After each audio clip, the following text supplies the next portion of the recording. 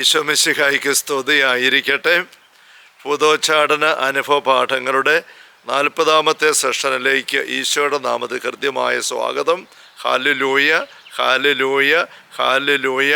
ഈശോയുടെ ഏറ്റവും സ്നേഹിക്കപ്പെട്ട സഹോദരരെ, 2001 മുതൽ 2006 വരെ പറത്താനം ഇടവകയിൽ വികാരിയായിട്ട് ഞാൻ ശുശ്രൂഷ ചെയ്യുമ്പോൾ ആത്മീയ സഹായം തേടി അന്ന് എൻ്റെ അടുക്കൽ കൂട്ടിക്കൊണ്ട് വരപ്പെട്ട ഒരു യുവതിയുടെ കാര്യം ഓർമ്മിക്കുകയാണ്. അവൾ കുറേ നാളുകളായിട്ട് പൈശാചിക ഉപദ്രവത്തിനിരയായിട്ട് പഠനമൊന്നും മുന്നോട്ട് കൊണ്ടുപോകാൻ പറ്റാതെ വിഷമിക്കുകയായിരുന്നു. പൊസഷൻ്റെ ഒരു അനുഭവമൊക്കെ ഉണ്ടായിരുന്നു. അവൾക്ക് വേണ്ടി അന്ന് ഏതാനും ആഴ്ചകൾ തുടർച്ചയായിട്ട് പ്രാർത്ഥിക്കേണ്ടതായിട്ട് വന്നു. ഭൂതോച്ചാടന അനുഭവങ്ങളിലൂടെ ദൈവം എന്നെ കൈപിടിച്ച് നടത്തിയ ആദ്യ നാളുകളായിരുന്നു അത്. ഈ പെൺകുട്ടിക്ക് പൈശാചികമായ അവസ്ഥയിൽ ബഹളം വെച്ച് വെളിപ്പെട്ട് അങ്ങനെ ആയിരിക്കുമ്പോൾ പോലും കൈവച്ച് പ്രാർത്ഥിക്കുമ്പോൾ പെട്ടെന്ന് തന്നെ മാറ്റമുണ്ടാകുമായിരുന്നു. അവളിലെ തിന്മയുടെ സാന്നിധ്യം വിട്ടുമാറി അവൾ സ്വതന്ത്രയാകുമായിരുന്നുവെങ്കിലും ഏതാനും മണിക്കൂറുകൾക്കുള്ളിൽ ഏതെങ്കിലും സാഹചര്യം വരുമ്പോൾ അവളിലേക്ക് വീണ്ടും തിന്മയുടെ സാന്നിധ്യം കടന്നു കയറാണ്ട് വീണ്ടും പൈശാചിക സ്വാധീനത്തിൽ ആയി പോകുമായിരുന്നു. അതുകൊണ്ട് ആ പ്രാർത്ഥന, വിടുതലിന് വേണ്ടി പ്രാർത്ഥന ഏതാനും ആഴ്ചകൾ തന്നെ മുന്നോട്ട് കൊണ്ടുപോകേണ്ടതായിട്ട് വന്നു. അവസാനം അവൾക്ക് വിടുതൽ കിട്ടുന്നത് ഒരു 10 കഴിഞ്ഞ സമയത്ത് രാത്രിയിൽ പള്ളിയിൽ കുറേ അധികം ആൾക്കാർ പ്രാർത്ഥിച്ചിരിക്കുമ്പോഴാണ്. അപ്പോൾ ഇറങ്ങിപ്പോകുന്ന ആ പൈശാചിക അരൂപി പറഞ്ഞതായ ഒരു കമൻ്റാണ് ഈ സെഷൻ്റെ ആരംഭത്തിൽ എൻ്റെ മനസ്സിലേക്ക് ഇപ്പോൾ കടന്നു വരുന്നത്. ഈ പൈശാചിക അരൂപി പറഞ്ഞത്, ഇവിടെ മുഴുവനും സ്തുതിപ്പാണ്, ഞങ്ങൾക്കിവിടെ നിൽക്കാൻ പറ്റുന്നില്ല, അവിടെ ഞങ്ങൾ പോവുകയാണ്. ഇവിടെ മുഴുവനും സ്തുതിപ്പാണ്, ഇവിടെ ഞങ്ങൾക്ക് നിൽക്കാൻ പറ്റുന്നില്ല, അവിടെ ഞങ്ങൾ പോവുകയാണ്. അങ്ങനെ കമൻറ്റാണ് പറഞ്ഞത്. പള്ളിയിൽ ആ രാത്രി മുഴുവനും രാത്രി ആരാധന നടക്കുന്നുണ്ടായിരുന്നു. പള്ളിയിലും പള്ളിമുറിയിലും എല്ലാം ആൾക്കാരിങ്ങനെ സ്തുതിച്ച് പ്രാർത്ഥിക്കുക, ശക്തമായ അനുഭവം. ആഴ്ചകളായിട്ട് ശക്തമായ പ്രാർത്ഥനയിലൂടെ ആ പെൺകുട്ടി കടന്നു പോവുകയായിരുന്നു. അതുവഴിയായിട്ടാണ് വിടുതലിൻ്റെ പശ്ചാത്തലം ഒരുങ്ങിയത്. നല്ലൊരു കുമ്പസാരിച്ചൊരുങ്ങി അങ്ങനെയെല്ലാം അവസാനം ഇറങ്ങി പോകാൻ നേരത്തെ അരുവി പറയുന്നത്, ഇവിടെ മുഴുവൻ സ്തുതിപ്പ് ഞങ്ങൾക്ക് നിൽക്കാൻ പറ്റുന്നില്ല. സ്തുതിച്ച് പ്രാർത്ഥിക്കുമ്പോൾ തിന്മയുടെ സാന്നിധ്യങ്ങൾ വിട്ടുപോകുന്ന അനുഭവം കഴിഞ്ഞ സെഷനിൽ നമ്മൾ കാണുകയുണ്ടായി. ശിശുക്കളുടെയും ബാലകരുടെയും അധരങ്ങൾ നീ സ്തുതി ഒരുക്കി എന്ന് ജെറുസലേം ദേവാലയം ശുദ്ധീകരിക്കുന്ന സംഭവത്തിൻ്റെ പശ്ചാത്തലത്തിൽ ഈശോ 8ാം സങ്കീർത്തനം ഉദ്ധരിച്ചുകൊണ്ട് പഠിപ്പിക്കുന്നതായിട്ട് അതിന് വ്യാഖ്യാനം നമ്മൾ ശ്രദ്ധിച്ചപ്പോൾ കാണുകയുണ്ടായി. സ്തുതി ഒരുക്കി എന്ന് പറയുന്നതും കോട്ട സജ്ജമാക്കി, കോട്ട കെട്ടി എന്ന് പറയുന്നതും വിവർത്തന അന്തരമായിട്ട് ഒരുപോലെ അവിടെ സൂചിപ്പിക്കപ്പെടുന്ന കാര്യമാണ്. സ്തുതിച്ച് പ്രാർത്ഥിക്കുമ്പോൾ തിന്മയുടെ അരുവികൾക്ക് പ്രവേശിക്കാൻ മേലെന്നായി പോകുന്നു, അകത്ത് കയറിയ അരുവികൾക്ക് നിൽക്കാൻ മേലെന്നായി പോകുന്നു. നമ്മൾ സ്വർഗ ദർശനങ്ങൾ വെളിപാട് പുസ്തകത്തിലും ഏശയ്യായുടെ പുസ്തകത്തിലും ഒക്കെ കാണുമ്പോൾ സ്വർഗത്തിൽ നിരന്തരം സംഭവിക്കുന്നതായിട്ട് നമ്മൾ നിരീക്ഷിക്കുന്നൊരു കാര്യം സ്തുതിപ്പാണ്. യോഹന്നാൻ്റെ വെളിപാട് നമ്മൾ വായിക്കുമ്പോൾ 4ാമത്തെ അധ്യായത്തിൽ സ്വർഗ ദർശനം കാണുന്നിടത്ത് രാപകൽ ഇടവിടാതെ സ്വർഗത്തിലെ ശ്രാപ്പന്മാരും 24 ശ്രേഷ്ഠന്മാരും ആ ജനസമൂഹം മുഴുവനും ദൈവത്തെ ഇങ്ങനെ പാടി സ്തുതിക്കുകയാണ്. പരിശുദ്ധൻ പരിശുദ്ധൻ പരിശുദ്ധൻ പറഞ്ഞുകൊണ്ട്. അതിൻ്റെ തന്നെ വെളിപാട് പുസ്തകം തന്നെ 7ാം അധ്യായത്തിൽ ഇത് തന്നെ കാണാം. വലിയ ജനാവലി നിരന്തരം ഇങ്ങനെ ദൈവത്തെ പാടി സ്തുതിക്കുന്നു.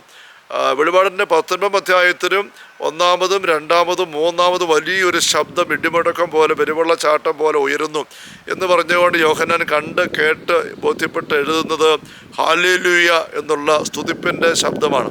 സ്വർഗത്തിൻ്റെ ശബ്ദം സ്തുതിപ്പാണ് എങ്കിൽ നമ്മൾ ഭൂമിയിലായിരിക്കുമ്പോൾ തന്നെ സ്തുതിപ്പിൻ്റെ അഭിഷേകം എടുത്താൽ സ്വർഗത്തിൻ്റെ ഒരു അനുഭവത്തിലേക്ക് നമ്മൾ കടന്നു വരുന്നത്. എവിടെ പ്രാർത്ഥന ഓണാകുന്നു അവിടെ സ്വർഗം സന്നിഹിതമാകുന്നുവെന്ന് നമ്മൾ കഴിഞ്ഞ സെഷനിൽ കാണുകയുണ്ടായല്ലോ. 8ാമത്തെ സങ്കീർത്തനത്തിൻ്റെ 2ാമത്തെ വാക്യത്തിൽ രക്തദാഹികളെയും ശത്രുക്കളെയും നിശബ്ദരാക്കാൻ അവിടുന്ന് സ്തുതി സജ്ജമാക്കി ശിശുക്കളുടെയും കുഞ്ഞുങ്ങളുടെയും അധരങ്ങളെ കൊണ്ടെന്ന് പറയുമ്പോൾ 149ാം സങ്കീർത്തനത്തിലേക്ക് നമ്മൾ വരുമ്പോൾ ഇതേ ആശയം തന്നെ മറ്റൊരു രീതിയിൽ പങ്കുവച്ചിരിക്കുന്നത് നമുക്ക് നിരീക്ഷിക്കാനായിട്ട് സാധിക്കും. 5 മുതലുള്ള വാക്യങ്ങളിൽ സങ്കീർത്തനം 149 നമ്മൾ വായിക്കുന്നത് ഇങ്ങനെയാണ്: വിശ്വസ്ത ജനം ജയഘോഷം മുഴക്കട്ടെ, അവർ തങ്ങളുടെ കിടക്കുകളിൽ ആനന്ദം കൊണ്ട് പാടട്ടെ. എന്നുവെച്ചാൽ രാത്രിയിൽ ഉറങ്ങാൻ കിടക്കുമ്പോഴും ദൈവത്തിൻ്റെ വിശ്വസ്തതയുള്ള ജനം ആനന്ദം കൊണ്ട് പാടട്ടെ. സ്തുതിപ്പിനെ കുറിച്ചാണ് ആ ഒരു സങ്കീർത്തനം മുഴുവനും. സങ്കീർത്തനങ്ങളെല്ലാം തന്നെ അങ്ങനെയാണല്ലോ. വിജയഗീതം എന്ന ഹെഡിങ് ആണ് വിവർത്തനം കൊടുത്തിരിക്കുന്നത്. വിശ്വസ്തയുടെ സമൂഹത്തിൽ അവിടുത്തെ പാടി പുകഴ്ത്തുവിൻ എന്ന് പറഞ്ഞുകൊണ്ടാണ് നമ്മളതിൻ്റെ വായിച്ചു വരുമ്പോൾ കാണുന്നത്. അപ്പം അങ്ങനെയുള്ള വിശുദ്ധരായ ജനം, വിശ്വസ്തരായ ജനം, വിശുദ്ധരായ ജനവും അവർ സദാസമയം ദൈവത്തെ സ്തുതിക്കണം. ഉറങ്ങാൻ കിടക്കുമ്പോൾ അവരുടെ ഉള്ളിങ്ങനെ കണ്ഠങ്ങളിങ്ങനെ ദൈവസ്തുതി കൊണ്ട് നിറഞ്ഞിരിക്കും. അങ്ങനെ വരുമ്പോൾ അതുവഴി സംഭവിക്കുന്ന കാര്യം എന്ന് തുറന്ന് പറയുകയാണ്, അവിടെ കണ്ഠങ്ങൾ ദൈവത്തിൻ്റെ സ്തുതി ഉയരട്ടെ, അവർ ഇരുവായ് തലയുള്ള വാൾ കൈകളിൽ ഏന്തട്ടെ. രാത്രി ഉറങ്ങാൻ കിടക്കുന്ന, കട്ടിൽ കിടക്കുന്ന, മെത്തയിൽ കിടക്കുന്ന വ്യക്തി എന്തിനാണ് ഇരുവായ് തലയുള്ള വാൾ കൈ പിടിച്ചുകൊണ്ട് കിടക്കുന്നത്? അവിടെ ചേരുകയല്ല. വാളും കൈ പിടിച്ചാലും കിടക്കേണ്ട ആവശ്യമില്ല. അതിന് കിടന്നാൽ ഉറങ്ങുമ്പോൾ മുറിയും, അത് അപകടമാണ്. അപ്പോൾ ഈ വാളെന്ന് പറയുന്നത് ഇരുവായ് തലയുള്ള വാള് നമ്മൾ ഹെബ്രായ ലേഖനത്തിൽ 4-ാം അധ്യായത്തിൽ കാണുന്നുണ്ട്, ദൈവത്തിൻ്റെ വചനമാണ്. ദൈവത്തിൻ്റെ വചനമാകുന്ന വാള് കയ്യിലെടുക്കട്ടെ എന്ന് എഫെസസ് ലേഖനത്തിൽ 6-ാമത്തെ അധ്യായത്തിൽ 11 തിരുവചനങ്ങളിൽ ആത്മീയ പോരാട്ടത്തെക്കുറിച്ച് പറയുമ്പോൾ 6-ാമത്തെ ആയുധമായിട്ട് പറയുന്നത് വാളിൻ്റെ കാര്യം തന്നെയാണ്. അപ്പോൾ വാള് എന്ന് പറയുന്നത് പൈശാചിക ശക്തികളെ ഇല്ലെന്നാക്കാൻ സംഹരിക്കാനായിട്ടുള്ള ദൈവിക ആയുധത്തെയാണ് സൂചിപ്പിക്കുന്നത്. വചനം ആ ആയുധമാണ്. ഇവിടെ സ്തുതിപ്പിനെയും അങ്ങനെ ഒരു ഇരുവായ് തലയുള്ള വാളായിട്ട്, ആയുധമായിട്ട് വചനം ചൂണ്ടിക്കാണിച്ചിരിക്കുകയാണ്. അപ്പോൾ സ്തുതിച്ചുകൊണ്ട് കിടക്കുന്ന വ്യക്തി പൈശാചിക അരുവികൾക്ക് മുമ്പിൽ ഇരുവായ് തലയുള്ള വാളുമായിട്ട് ജാഗ്രതയോടെ നിൽക്കുന്ന ഒരു ദൈവരാജ്യ പടയാളിയുടെ, പോരാളിയുടെ ചിത്രമാണ് പൈശാചിക അരുവികൾക്ക് കൊടുക്കുന്നത് എന്നതിൻ്റെ സൂചന. തുടർന്ന് നമ്മൾ വീണ്ടും വായിക്കുകയാണ്, രാജ്യങ്ങളോട് പ്രതികാരം ചെയ്യാനും ജനതകൾക്ക് ശിക്ഷ നൽകാനും തന്നെ. രാജ്യങ്ങളെക്കുറിച്ച് പറയുമ്പം സുവിശേഷം മുഴുവനും ദൈവരാജ്യത്തെക്കുറിച്ചാണ് നമുക്കറിയാം. സ്വർഗരാജ്യം, ദൈവരാജ്യം, അതിൻ്റെ പശ്ചാത്തലം പൈശാചിക നരകരാജ്യത്തിനെതിരെയുള്ള പോരാട്ടമാണ്. അപ്പം രാജ്യങ്ങളോട് പ്രതികാരം ചെയ്യാനെന്ന് പറയുമ്പോൾ ദൈവരാജ്യത്തിന് നിരക്കാത്തതായിട്ട്, ദൈവരാജ്യത്തിന് വിരുദ്ധമായിട്ട് കടന്ന സകല രാജ്യങ്ങളോടും പൈശാചിക ശക്തികളോടും ഭരണങ്ങളോടുമുള്ള പകരം വീട്ടലിനുള്ള സൂചനയാണ് വരുന്നത്. അവരുടെ രാജാക്കന്മാരെ ചങ്ങലകൾ കൊണ്ട്, പ്രഭുക്കന്മാരെ ഇരുമ്പ് വേലങ്ങൾ കൊണ്ട് ബന്ധിക്കട്ടെ. അവിടെ രാജാക്കന്മാർ അത് സാത്താനും സാത്താൻ്റെ അനുചര്യന്മാരുമാണ്. അവരെ ചങ്ങലകൾ കൊണ്ട്, ഇരുമ്പ് വേലങ്ങൾ കൊണ്ട് ബന്ധിക്കട്ടെ. എഴുതപ്പെട്ടിരിക്കുന്ന വിധി അവിടെ മേൽ നടത്തട്ടെ. ഇത്രയും കാര്യം ഉറങ്ങാൻ കിടക്കുന്ന അവസ്ഥയിൽ ഇരുവായ് തലയുള്ള വാളുമായിട്ട് കിടന്നുകൊണ്ട് സാധിക്കും എന്ന് പറയുമ്പോൾ അവിടുത്തെ വിശ്വസർക്ക് ഇത് മഹത്വമാണ്, കർത്താവിനെ സ്തുതിക്കും എന്ന് പറഞ്ഞുകൊണ്ടാണ് ആ സങ്കീർത്തനം അവസാനിപ്പിക്കുന്നത്. എന്ന് വെച്ചാൽ സ്തുതിപ്പിൻ്റെ ഒരു അഭിഷേകത്തിലേക്ക് ഉള്ളു ചേർന്ന് കടന്നു വരുന്നൊരു വ്യക്തിയെ തിന്മയുടെ അരുവികൾക്കും സാന്നിധ്യങ്ങൾക്കും ആധിപത്യങ്ങൾക്കും ഉപദ്രവിക്കാൻ പറ്റുകയില്ല. സ്തുതിപ്പ് വലിയ സംരക്ഷണമാണ്. ഒന്ന്, പൈശാചികമായ സാന്നിധ്യ സാധനങ്ങൾ വിട്ടുപോകാൻ ഇടവരുന്ന സ്തുതിപ്പ് ഉയരുമ്പോൾ. 2, തിന്മയുടെ അരുവികൾ ആക്രമിക്കാനായിട്ട് നോക്കുന്നവർക്ക് കടന്നു കയറാൻ പഴുതില്ലെന്നായി പോകുന്നു. വിമാനം ആകാശത്തോടെ പറക്കുമ്പോൾ ഇടിമിന്നലേക്കുമോ എന്നൊരു ചോദ്യം ചിലപ്പോഴൊക്കെ നമ്മൾ ചോദിക്കാറുണ്ട്. അതേപറ്റി ഞാൻ മനസ്സിലാക്കിയിരിക്കുന്നത്, ഇടിമിന്നൽ നിറഞ്ഞു നിൽക്കുന്ന വൈദ്യുതി തരംഗങ്ങളുള്ള കാർമേഘങ്ങൾക്കിടയിലൂടെ വിമാനം പൊങ്ങിയും താഴെയും ഒക്കെ ചെയ്യുന്നുണ്ട്, പറക്കുന്നുണ്ട്. പക്ഷെ അവയിലുള്ള ഈ മിന്നലുകൾ, വൈദ്യുത തരംഗങ്ങൾ വിമാനത്തിനെതിരെ വന്നാൽ അത് വിമാനത്തെ ഏശാത്ത രീതിയിലാണ് വിമാനത്തിൻ്റെ ചട്ടക്കൂട് സംവിധാനം ചെയ്തിരിക്കുന്ന എഞ്ചിനീയർമാർ. അതിലേക്ക് വരുന്നത് വിമാനത്തിന്മേൽ തട്ടിയാൽ അത് വിമാനത്തിൻ്റെ എഞ്ചിനുകൾക്കോ വിമാനത്തിന് തന്നെ അകത്ത് യാത്രക്കാർക്കോ ഒരു ഉപദ്രവം വരാത്ത രീതിയിൽ അത് തട്ടിത്തെറിപ്പിച്ച് ദൂരെ കളയുകയാണ്. ചില ഗുസ്തി വീരന്മാർ ശരീരം മുഴുവനും ഇങ്ങനെ ഓയിൽ പുരട്ടിയിട്ടാണ് ഗുസ്തിക്ക് ഇറങ്ങുന്നത്, ഞാൻ വായിച്ചിട്ടുണ്ട്. അപ്പോൾ അവരെ പിടിക്കുമ്പോൾ പിടുത്തം കിട്ടുകയില്ല. ഇപ്പോൾ വിമാനത്തിൻ്റെ മേൽ വരുന്ന ഇടിമിന്നൽ പിണറുകൾക്ക് വിമാനത്തെ തകർക്കാൻ പറ്റാത്ത രീതിയിൽ സംവിധാനം ചെയ്യപ്പെട്ടിരിക്കുന്നു.